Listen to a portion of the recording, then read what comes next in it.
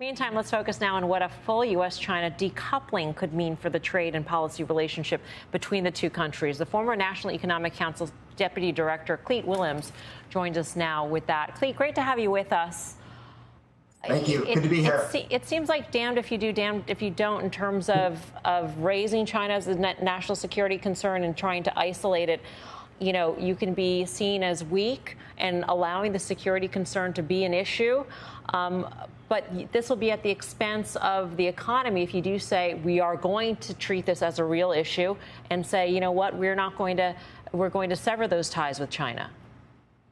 You're absolutely right. And the U.S. right now is struggling to get that balance. You know, when I was in the Trump administration, our view is that we hadn't done enough as a government to deal with some of the unfair practices in China, to deal with some of the threats that they were posing to U.S. national security. But I think in some ways, we're at risk of overcorrecting here. And this whole notion of we need to decouple our economy from China is something that you hear folks talking about more and more on the Hill. And quite frankly, you know, that's something that could be catastrophic. And just to give you a sense of this, you know, our trade last year with China was $690 billion. They were our #3 trading partner. They're the #1 export destination for U.S. agricultural products. 20% of our ag products that are exported go to China. And so I think we need to be careful, and we do need to protect U.S. national security interests. We do need to be tough on unfair trade practices, but we need to be strategic about it, and we need to look at de-risking and strategic decoupling rather than trying to completely sever our economic ties. It sounds like the de-risking was the word of the day at the latest G7 meeting in Japan. So they're trying to move away from decoupling and say, let's be more strategic, let's be more fine-tuned about this. But there's a difference between that and actually the United States striking new trade deals with friends. And I know that you've been of the view that we're not doing enough of that. And the sense I got from the U.S. Trade Representative, Catherine Tai, is that politics is policy.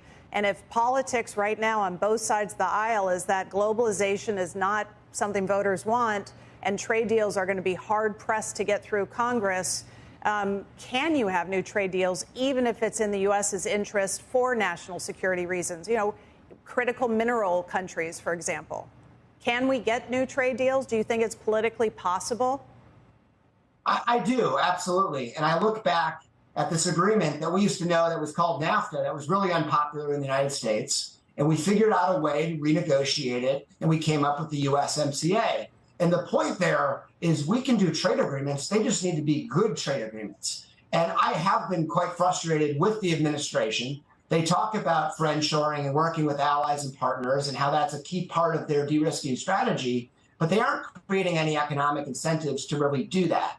And that's where these trade agreements come into play. And this is critical for all sorts of different supply chains. If we want to move supply chains out of China, we need to be working with partners and allies through trade agreements.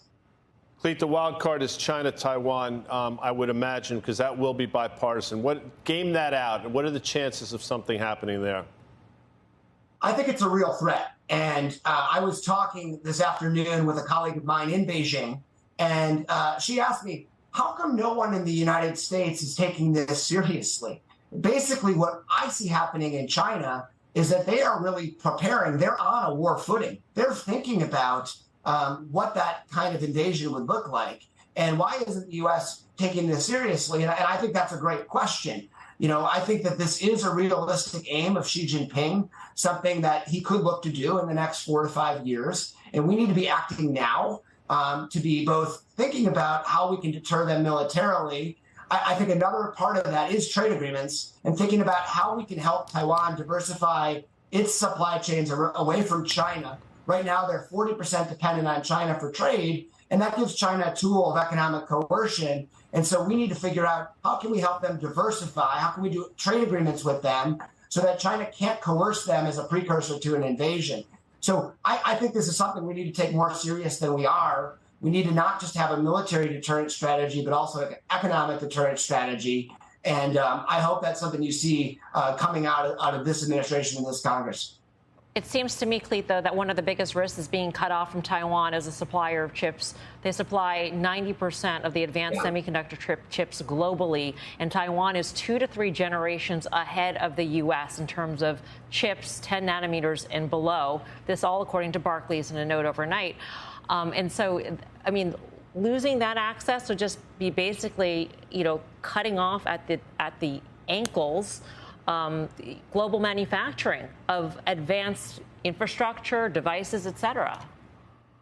I agree with you, and this is the long-term risk that we need to be thinking about. And the U.S. has tried to address this through the CHIPS bill and things like that.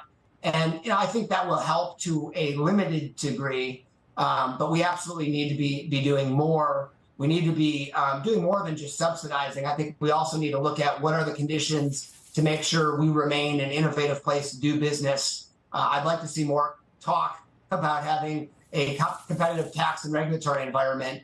I mean, I think that's the best way that you deal with this issue. If you want to bring more manufacturing onshore, make it more cost effective to do so. And at the same time, look at all those measures that I was talking about before about how we help Taiwan deter China and stand up to either military or economic coercion.